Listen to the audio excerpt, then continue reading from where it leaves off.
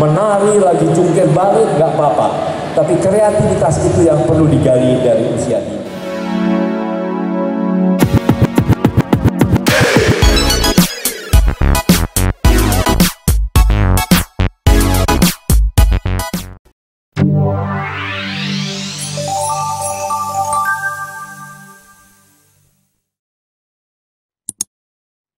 Segala-galanya.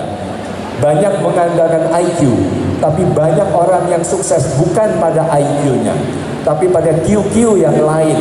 Apa antara lain? CQ, creativity quotient, kecerdasan kreativitas, berani mencipta, berani membuat suatu peluang-peluang baru misalnya. Selain itu juga ada adversity quotient, kecerdasan untuk tidak mudah menyerah, tidak mudah putus asa, spiritual quotient, kecerdasan spiritual berdasarkan pada pendidikan agama. Nah, multiple intelligences dari Howard Gardner ini yang mengajarkan semua pendidik di seluruh dunia menghargai semua kecerdasan anak. Ada kecerdasan angka, pinter matematika. Ada cerdas kata, pintar berbicara, ya, pintar mengarang, misalnya menulis buku, cerdas gambar, mungkin arsitek, ya, cerdas musik, pandai menyanyi, pandai memainkan alat musik, pandai mencipta lagu, kemudian cerdas teman, senang bersosialisasi, berteman, tapi juga ada cerdas diri, kemudian ada cerdas alam, senang pada lingkungan alam, mungkin menyukai hewan, binatang, dan sebagainya. Intinya adalah stop kekerasan terhadap anak, baik di rumah maupun di sekolah. Para guru, para orang tua harus menjadi idola murid-murid dan putra-putrinya. Siapa ibu dan bapak sekalian yang merasa diidolakan putra-putrinya? Siapa yang merasa diidolakan murid-muridnya?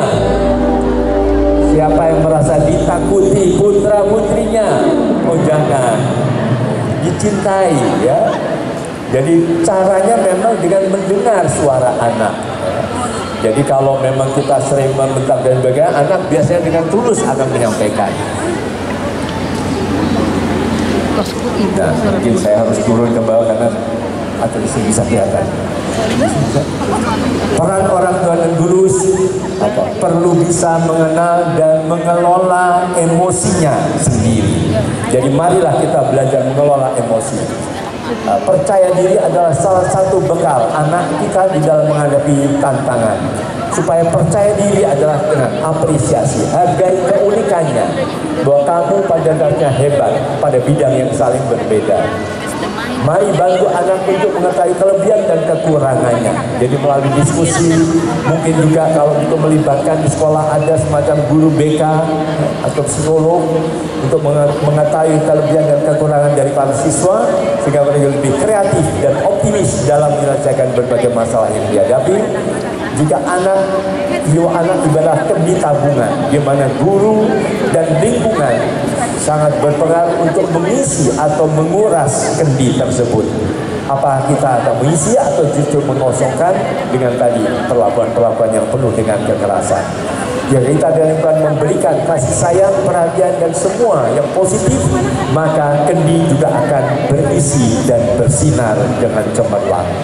Sebaiknya jika hanya diberikan kritikan, perbandingan dengan orang lain, cacian dan kurang perhatian, maka kendi juga akan kosong melompong. Mari belajar untuk selalu menghargai setiap usaha.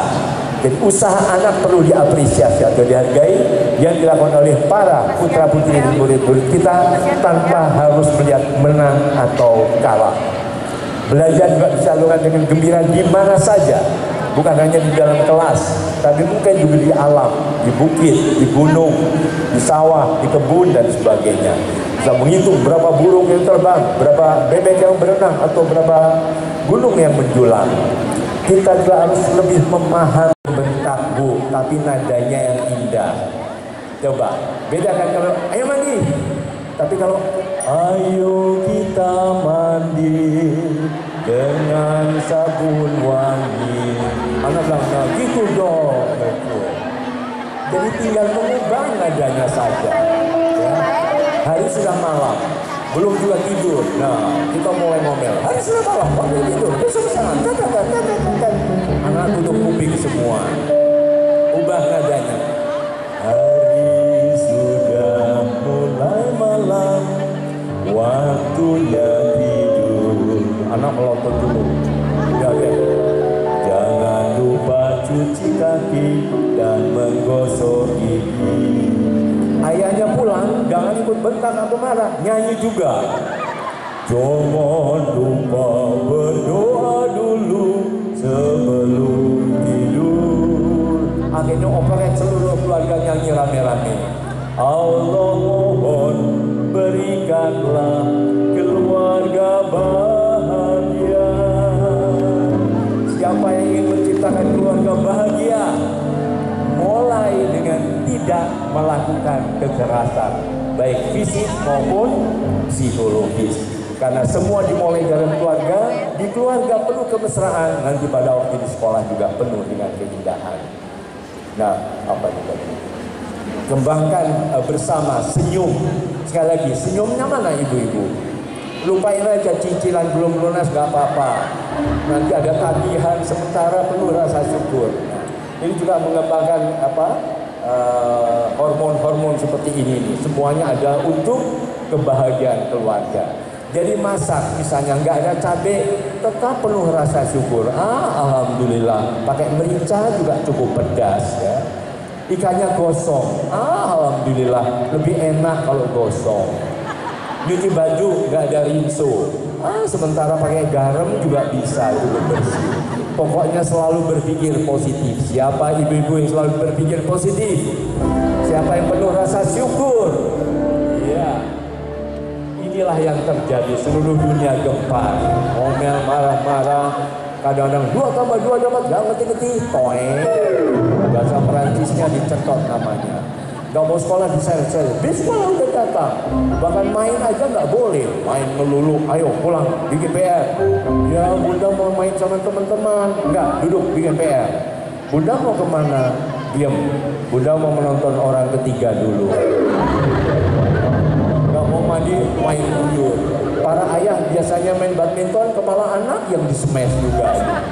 Ini kalau dengar Lembaga Perlindungan Anak Indonesia atau LPAI yang dulu pernah namanya Komnas Anak, ada lagunya. Asasnya sesuai dengan Undang-Undang Perlindungan Anak, definisi adalah 18 tahun ke bawah, termasuk yang masih berada dalam kandungan. Hak dasar anak adalah hak untuk terus hidup, hak untuk tumbuh dan berkembang, itu termasuk belajar dan bermain dalam suasana yang menyenangkan, hak perlindungan dari berbagai tindak kekerasan, baik fisik, psikologis maupun kekerasan seksual, dan hak partisipasi adalah hak didengar suaranya, hak dilibatkan dalam berbagai keputusan yang menyangkut masa depan putra putri kita atau murid-murid kita. Belajar apakah harus dengan cara kekerasan? Tidak. Stop kekerasan terhadap anak. Kompetensi pendidik, baik pendidik informal, yaitu orang tua, dan pendidik formal, yaitu guru. Ada pedagogi, kepribadian, profesional, dan sosial. Untuk pedagogi, memahami anak didik. Siapa yang selama ini selalu berusaha memahami murid-muridnya? Ini yang perlu terus kita kembangkan. Merancang strategi pembelajaran. Pembelajaran yang kondusif, berarti yang ramah anak, fokus pada potensi siswa. Jadi kita juga punya catatan perkembangan, catatan mengenai putra-putri kita, murid-murid kita juga. Kemudian fokus pada potensi siswa, berarti pembelajaran harus disesuaikan juga dengan potensi siswa yang saling berbeda. Kepribadian mantap dan stabil. Siapa yang sudah mantap sebagai guru? Siapa yang akan terus merintis profesi sebagai guru? Iya, dan bangga sebagai guru. Iya, mandiri, etos kerja demi kepentingan terbaik bagi siswa dan memiliki wibawa dan akhlak mulia. Profesional, menguasai materi. Jadi kita betul-betul harus tahu materi yang akan diajarkan, menguasai standar kompetensi lulusan SKL, mengajar dengan kreatif, dan terus mengembangkan diri, artinya terus belajar. Sosial, selalu objektif, tidak subjektif, tidak hanya pilih kasih terhadap murid-murid, kemudian komunikasi secara luas, adaptasi di tempat tugas, karena di tempat yang kumuh atau mungkin di tempat terpencil